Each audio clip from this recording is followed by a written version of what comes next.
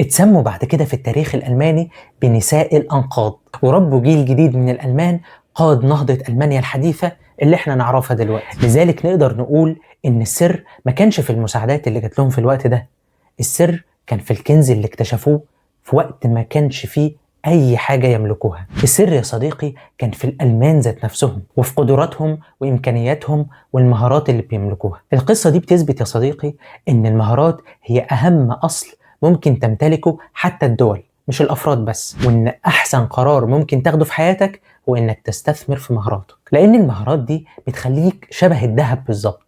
لو حتى الظروف جت عليك في يوم من الأيام وغطيتك بطبقة تراب، مجرد ما نمسح الطبقة دي يرجع الذهب يلمع من جديد. المهارات هي رصيدك الحقيقي في الحياة، واللي بيها تقدر تكون رصيد كبير في البنك. هتقول لي خلاص يا أحمد اقتنعت بكلامك. يجي هنا بقى السؤال المهم، إزاي أقدر أكتشف المهارات اللي عندي وأقدر أوظفها صح إزاي؟